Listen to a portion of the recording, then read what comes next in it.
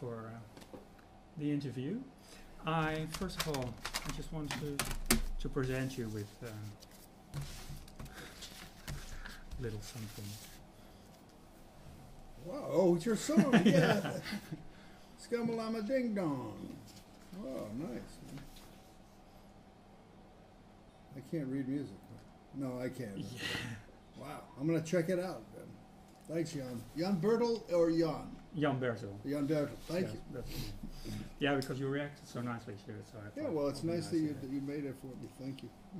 Okay. I have a few questions about your career in general, of course. Yeah, sure, whatever. And about the business side of things, I put a questionnaire on the gear page and asked a lot of people about what would they ask you. And a lot of questions were about the business side of things. Yeah, everybody wants to make it. Everybody wants to make it. Yeah. So I was wondering, how do you organize everything? Because you're touring now with Larry Goldings and Hutchinson. Yeah, Gregory Hutchinson. I'm sorry. And next month you're playing with Mike Stern, a small tour. I have a lot of projects, and actually, it turns out that a lot of the places I play, you know, they really like it when I come in with new things. And I've done that for so long. Now they expect every time to be a new thing. And sometimes it's a pain because it's like, well, we want to play with the same thing again. But then I bring it back 2 years later or something. Mm-hmm. But it's actually, you know, a way to work a lot. But also I really have become used to having different projects. So now it's great because you don't have time to get bored, and you've got to work on new music, and you play with different musicians that inspire you. You know, it's great. So when you're touring now with these guys, you're already preparing for the next tour with Well, Mike, or? Yeah, I'm thinking about it. A lot of the songs on that tour with Mike will be the same as last summer when I was on tour with Kurt Rosenwinkel. Mm-hmm. So it's the same band, but without Kurt. Kurt was going to do it, but then he got this Eric Clapton project. Yeah. What's it called? The Crossroads. Crossroads, right? Yeah. Okay, so he can't make it. So yeah, he couldn't do it. So I got Mike, which is fantastic because I've been trying to think of a way to play with Mike for years. Mm-hmm. We're old friends, and he's one of the greatest guitarists ever. Mm-hmm. Yeah, you were together on Star People. Yeah, and you toured for a year. Or? And then on tour around that for about a year, and I played a lot with Mike in New York too, outside of the Miles band. In the 55 bar. Yeah, the 55 bar. You know about this. Yeah? I read about it. So. Yeah, there was this great bar, and they had music, and we wouldn't even start playing till midnight, and we played till 4 in the morning. And Mike lived upstairs from there, and it really became kind of a happening scene for the musicians and in New York. Yeah. The place to be. Yeah, it was in about 1982. Yeah. Okay. That's amazing. And you've been touring with Miles together and trading solos. Did you pick up things from Mike? Oh yeah, I with any guitar player that's really good that you get to play with, you learn things and you learn more about the guitar, you know, and how what it can do, because everybody plays differently. Mm-hmm. Which never ceases to amaze me how different we all are from each other. You know? Yeah, Curtis, it's very different from Mike. Yeah. Yeah. Okay. So you're playing with when you're playing with Mike in the next tour, mostly your songs. On this tour, yeah, because it was this Hollow Bodies project. Okay. You know, so we're playing the music that I wrote for 2 guitars. Mm-hmm. Okay, and the next project after that is the Uberjam. Right. Uberjam 2. Yeah, exactly. I caught up on the picture from Adam Deitch, I think, on his Facebook. Yeah.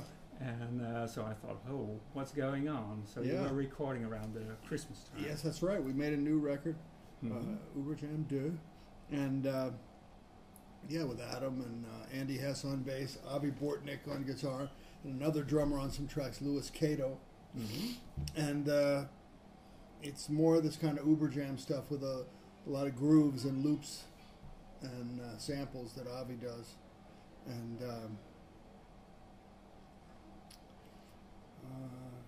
comes out May.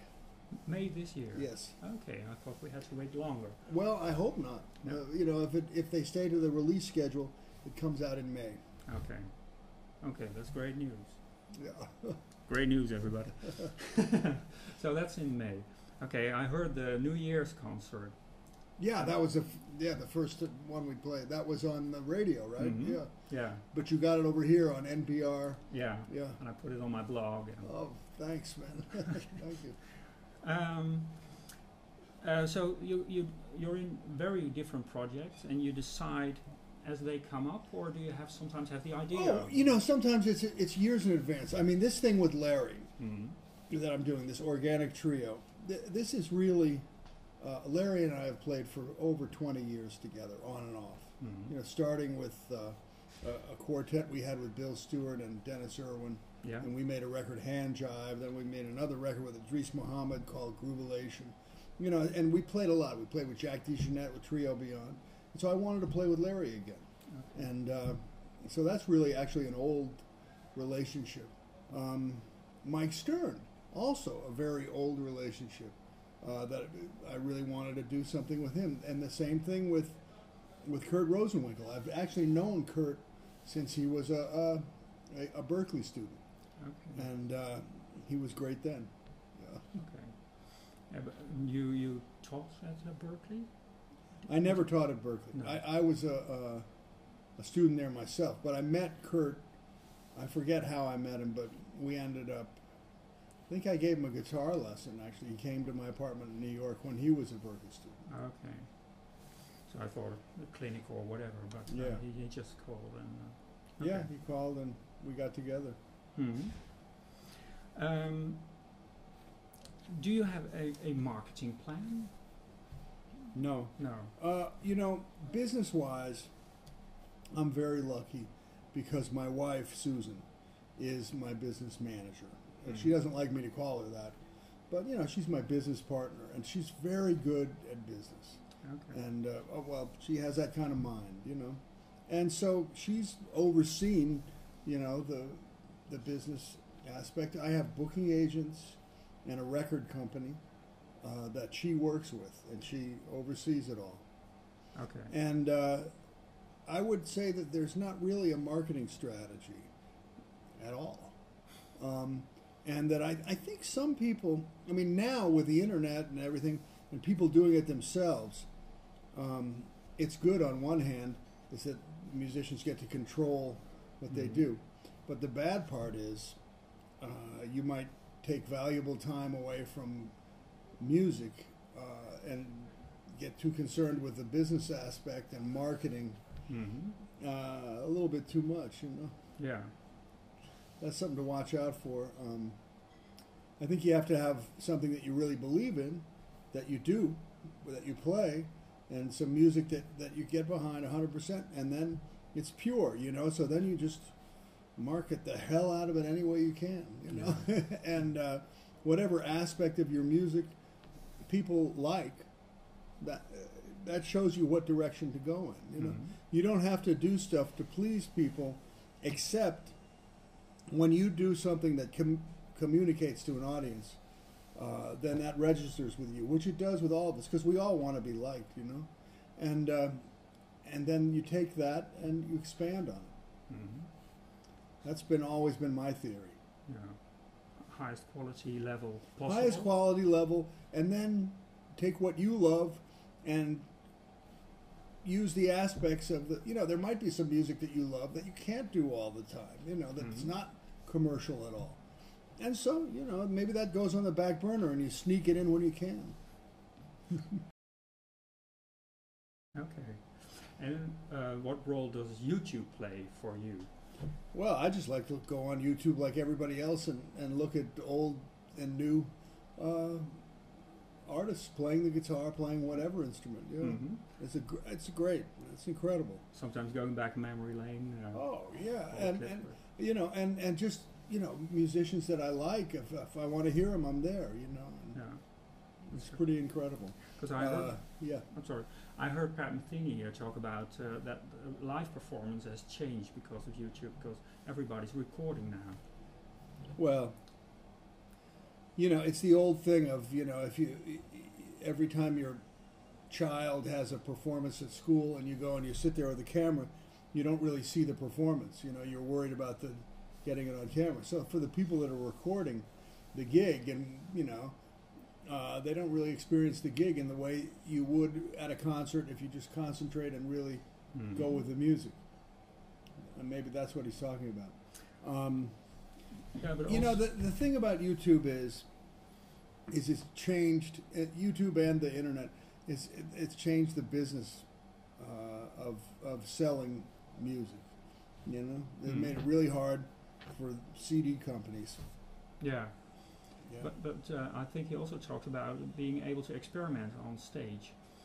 When you have an idea for a new song and you try it out in several gigs, and at the end of a year or a tour, when you go to record, you have a final product, and now you can't really. Now people can hear that. Yeah. Well, you know, he's right, but there's nothing you can do about it, so you just do it anyway. Do it the old way, you know. I try not to worry about YouTube. I really try not to worry about, well, I just played terribly, and it could go on YouTube. But, you know, ultimately the artist can take it down if he doesn't like it. That's true. I had a small encounter with Scott Henderson. Yeah? Because I had a recording of an old clinic he did in a conservatory 10, 15 years ago. And I put it on YouTube, and he immediately shut it down. He was right doing it. Well, I understand that one. Yeah. Because the clinic, you know, people, you want them to come to your clinic, and, you know. And sometimes at clinics, too, you'll be jamming with a student guitar player, and you don't sound that good because you're trying to teach this guy how to play, and plus they can't play, you know.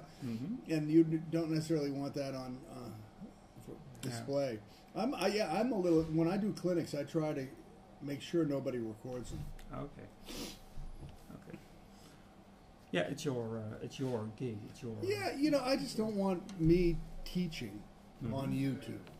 But it's more vanity, really. I'd rather be an artist, and I do these things because I enjoy doing the workshops and everything. But I'd rather be presented as a musician rather than a teacher. Okay. I teach as, you know, as a real part-time thing. I don't want to make my living from teaching.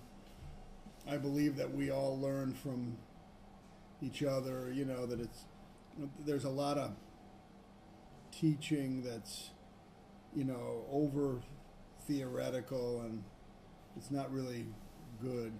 So I don't know. I do teach at NYU, you know, but I just do a little ensemble with a bunch of guitar players, make everybody write a piece for 5 guitars once for the semester, and we jam on it. And, you know, I talk really loosely about it. I don't have a method for teaching at all. Okay. Yeah, I saw an interview with you and Joe Henderson. Oh yeah. From what's his name? Jazz video guy. Yeah. And you talked about the scholastic sound of a lot of young jazz players.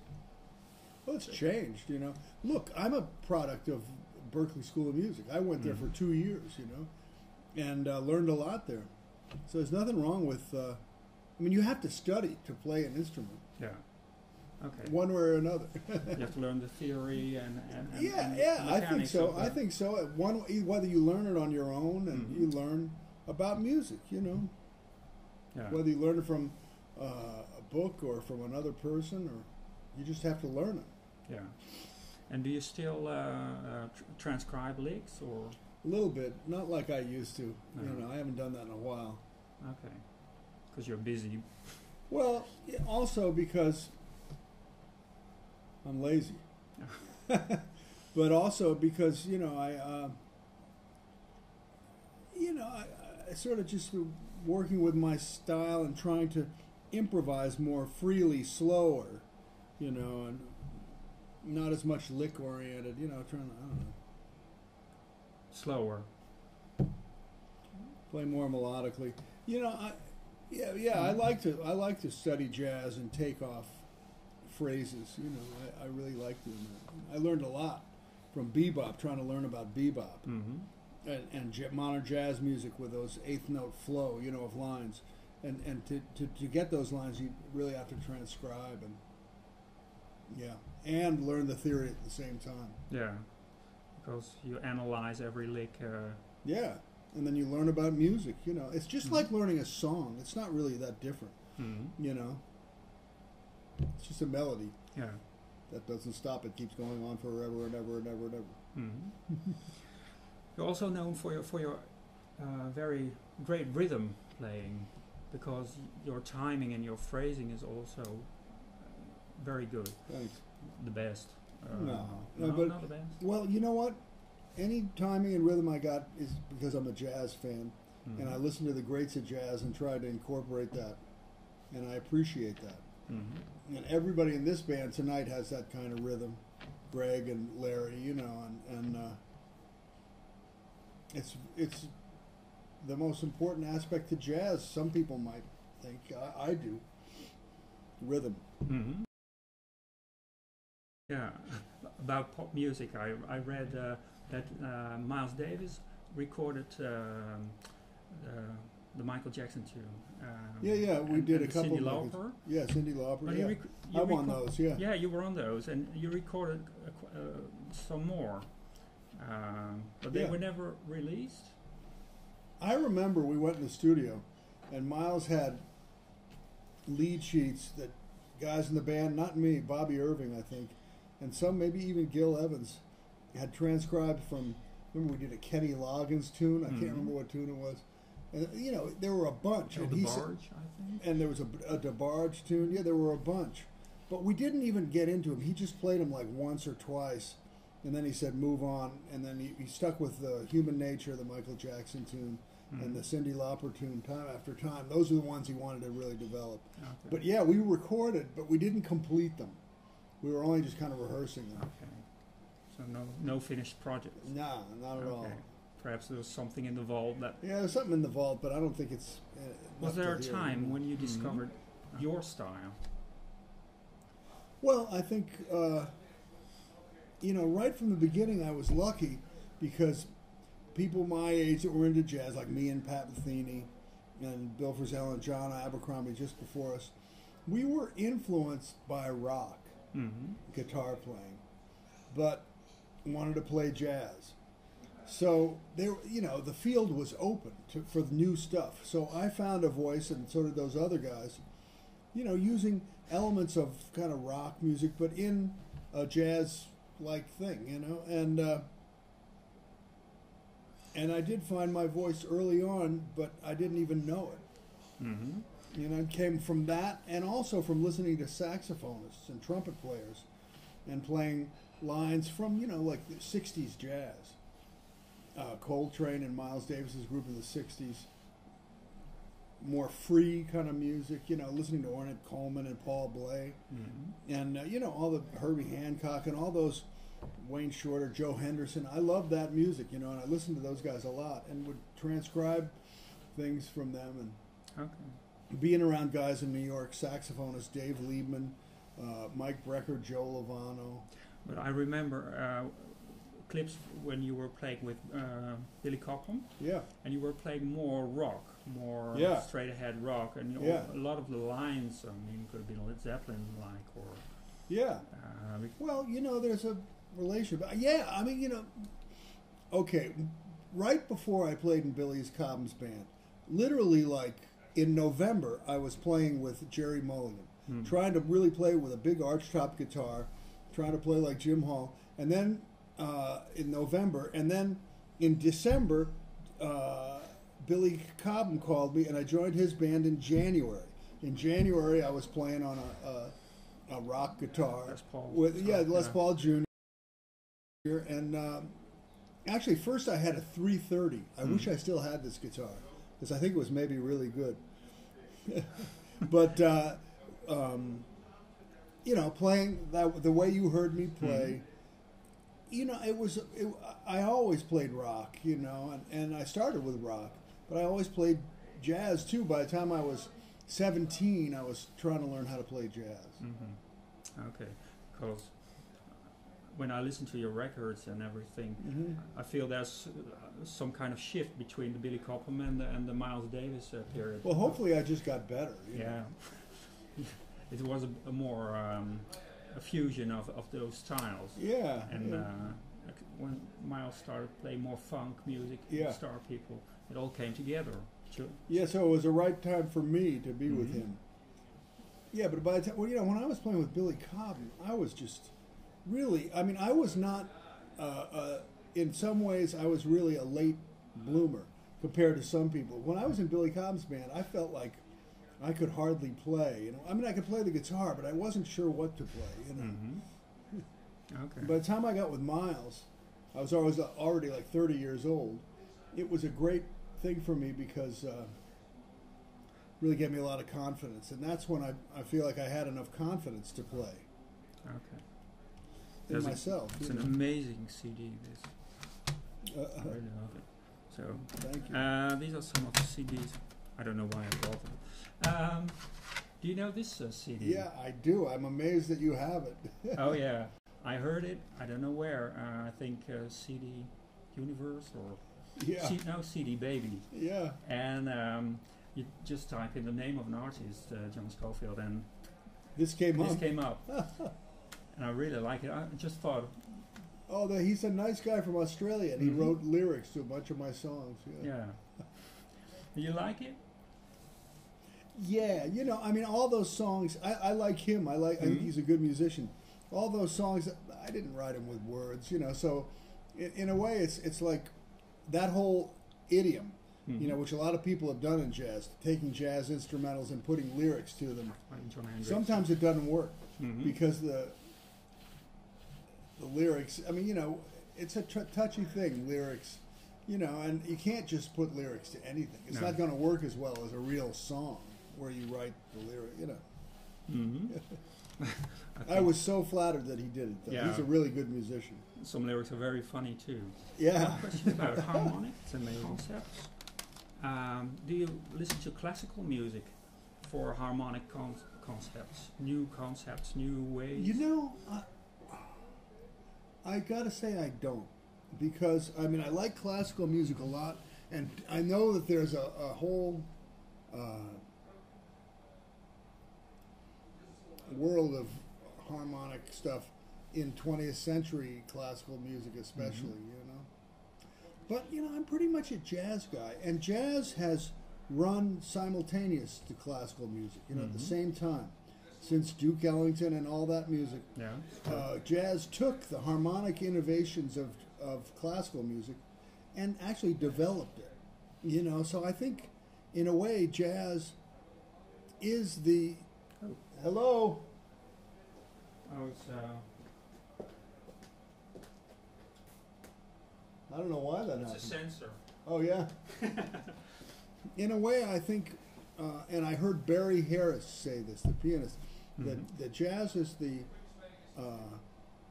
extension of classical music, is jazz. It's the same music. Mm-hmm. So what I've learned about harmonies and stuff really has been from piano players in jazz and guitar players and Coltrane and Miles and stuff, you know. But I do, and they've brought, you know, Bill Evans brought from classical music. So I've learned it via the jazz players that already brought it over from classical music. Okay, because I know a lot of piano players play Beethoven, for instance. Yes, or- absolutely. And I bet if I was a piano player, I would read and play classical music. There's so much for the piano just to play. If you can read music, you know, you'll play it. It's there, and you study it. Bartok, you know. Yeah. There's not as much music for guitar, and also I don't play, you know, classical. It's so hard, you know. I studied it. But It's hard. yeah, I know. But do you know perhaps Nelson Verras, a French guitar player? I've heard that name, but I don't know him. Okay, should have brought a CD. He's an incredible player, and he uses the harmony of Messiaen, Olivier Well, Messiaen. you know, I do too. Everybody does. The Messiaen scales, all the jazz players know about that. And I've messed around with those scales. Okay. Sure. Yeah. You do. That's but I mean that doesn't so in that way I do play classical. It's really interesting. That's probably it. All the questions. It was a good interview, Jan Brodel. Yeah. Thank you. Just one question about apps, because you got an iPhone, I think. Yeah. Do you use a lot of apps for music production? None. No? I don't think. No. What apps are good? Maybe I should. Well, for instance, just a metronome or a tuner. I do have a metronome. Yes, I do have a metronome. And Avi Bortnick has a great tuner. Time a Guru. great metronome. Yeah, that's fantastic. The Time Guru. You know about that? Yeah. Yeah, I'm a real nerd. Yeah. As far as apps. You know, but I use metronome, and I have the guitar tuner on there. What's it called? The strobe tuner. Yeah, the Peterson strobe tuner. I use the Polytune. Oh, I have an actual Polytune on my other pedal board. Me too. That's a good one. It's the same. Yeah, I got the new little mini Polytune on my new pedal board. You know, tonight I don't have the new pedal board. I have my old one because for like jazz gigs like this, I take the smaller one. Smaller one. Yeah. Okay. Lighter for traveling. Yeah. Perhaps you know this one, propeller head. No. Oops. Very intuitive. I should get this. Propeller head? Yeah. It's very nice for the modern sounds. Yeah. Because you're into it. Yeah. Propeller head. Yeah. Okay, great, thanks. And this is the Time Guru you mentioned. Yeah, that's Time Guru. That's obvious, yeah. Okay, and do you use the iReal book sometimes? I have it. I've never used it. Okay. But you know what? I mean, I would maybe use it if I needed to know that. I have used it for the changes to a tune. Actually, I remember I have used it. Okay. So that's it, huh? If you have the time. Sure. You played with George Duke. Yes. And have you ever felt the need to play with him again? I'd love to play with him again, and he's expressed an interest too, and I hope we get to do it. You know. Maybe a real fusion. Style. I would love to play with him again. Okay. Sort of Billy Cobham. Reunion style. I would love that. Okay. Okay. Thank you very much. Thank you very much. Yeah. That's good. I'm glad you did. You know, we'll do it again next time if you want to do it sometime. Okay. Absolutely. Oh, thank you very much. Okay? Yeah. All right. Yeah. Okay. Take care, man. I'll see you later. next time, huh? We'll stay in touch.